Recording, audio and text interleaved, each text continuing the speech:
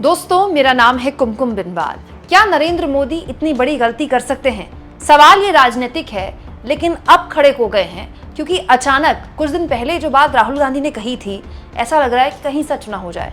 कुछ दिन पहले मैंने आपको इस वीडियो के जरिए बताया था कि राहुल गांधी 1:45 बजे करीब 1:50 के आसपास अपने सोशल मीडिया हैंडल्स के जरिए ये खबर शेयर करते हैं कि उनके पास गुप्त सूत्रों से, ईडी के गुप्त सूत्रों से उन्हें जानकारी मिली है कि ईडी उन्हें पूछताछ के लिए बुला सकती है या फिर छापेमारी कर सकती है उनके घरों पर या उनके दफ्तर पर।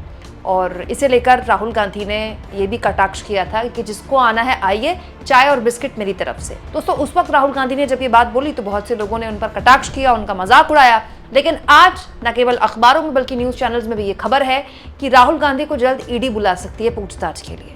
तो बड़ा सवाल ये है दोस्तों कि राहुल गांधी पर जो केसेस चल रहे हैं, इसको लेकर पूछताछ तो उनसे कई बार हो चुकी है और इन पूछताछों को लेकर राहुल गांधी खुद भी बता चुके हैं कि उनसे क्या क्या पूछताछ हुई है। लेकिन दोस्तों, पहले जो हुआ और अब जो होगा उसमें बहुत फर्क है। मैं मानती हूँ कि नरेंद्र मोदी भले ही बहुमत से दूर हो गए हों, लेकिन आज भी इस देश में सबसे होशियार नेताओं में से एक है। बहुत खांटी राजनीतिज्ञ हैं नरेंद्र मोदी, राजनीति को बहुत महीन से समझते हैं। लेकिन क्या लगता है आपको, मोदी जी जो इतने समझदार नेता हैं, क्या वो ऐसी गलती करेंगे? दोस्तों ईडी सीबीआई को लेकर तमाम तरह के दावे होते हैं कि ये सरकारी शिकंजे से दूर हैं, लेकिन कितने दूर हैं आप जानते हैं? किसी राज्य में कोई विपक्ष का नेता बचा नहीं है जिस पर इस तरह के केसेस नहीं चल रहे हैं। जिन पर केसेस बचे हुए हैं वो या तो बीजेपी में शामिल हो गए या बीजेपी के साथ सरकार चला रहे हैं। तो बड़ा सवाल ये है दोस्तों कि आज से पहले जब ईडी ने राहुल गांधी से पूछताछ की, राहुल गांधी को पूछताछ के लिए बुलाया, तब से लेकर अब तक चीजें बहुत बदल गई हैं। तब राहुल गांधी का राजनीतिक कद उतना नहीं था। राहुल गांधी के अलावा भी अलग अलग राजनीतिक दलों के नेताओं के, विपक्षी नेताओं के लोगों से पूछताछ, मतलब खबर बननी आम हो गई थी। हर राज्य के विपक्ष के नेता से ईडी सीबीआई पूछताछ कर रही थी। लेकिन तब से लेकर अब तक में दो चीजें बदली हैं। करीब 40 साल के इतिहास में भारत की संसद में विपक्ष इतना मजबूत कभी नहीं हुआ जितना आज है। सरकार के लिए वक्फ बिल पास करवाना मुश्किल हो गया। सरकार को जेपीसी में भेजना पड़ गया बिल। पिछले 10 सालों में कितने बिल जेपीसी में भेजे गए हैं बताइए? दोस्तों, 3 कृषि कानून जिसको लेकर इतना लंबा आंदोलन चला, वो बिना माकूल बहस के, बिना जेपीसी को भेजे सरकार ने पास करा दिए। 3 तलाक जिसको लेकर पूरे विपक्ष ने हंगामा किया, विरोध किया, वो कानून सरकार ने पास करा दिए। लेकिन वक्फ बिल नहीं पास करवा पाई क्योंकि विपक्ष के साथ साथ उसके अपने भी उसके विरोध में खड़े हो गए थे। बड़ा सवाल ये है दोस्तों कि तब से लेकर अब तक संसद के अंदर चीजें बदल चुकी हैं। विपक्ष का पूरा आकार बदल चुका है और राहुल गांधी का जो कद है वो बहुत बदल चुका है।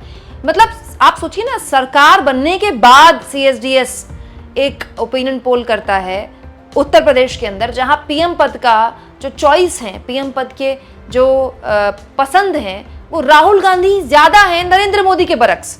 मतलब लोग राहुल गांधी को उत्तर प्रदेश में चुनाव के बाद पीएम के तौर पर देखना चाहते हैं। मोदी से ज्यादा लोग देखना चाहते हैं उनको पीएम के तौर पर।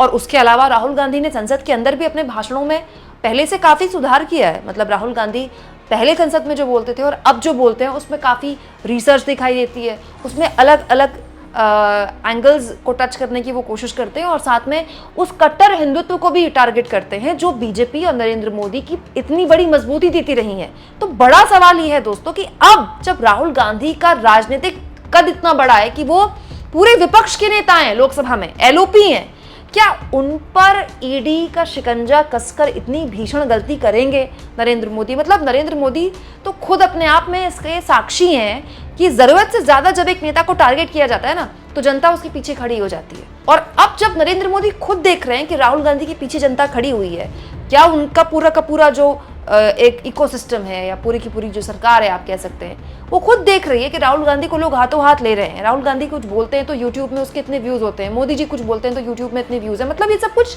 ट्रांसपेरेंट है। इसके लिए तो कोई सबूत की जरूरत नहीं है ना। क्या वाकई में ऐसी गलती की जा सकती है कि ऐसे वक्त में जब राहुल गांधी का ग्राफ पॉपुलैरिटी में यहाँ हो, मतलब मोदी जी से काफी आगे निकल चुका हो, क्या इस तरह की गलती कोई भी एजेंसी कर सकती है? आप इस मुद्दे पर क्या सोचते हैं? कमेंट बॉक्स में जरूर लिखें और जितना हो सके चैनल को शेयर करें, सब्सक्राइब करें और थैंक्स और ज्वाइन के ऑप्शन से अगर आप चाहें तो कुछ आर्थिक मदद भी चैनल की कर सकते हैं।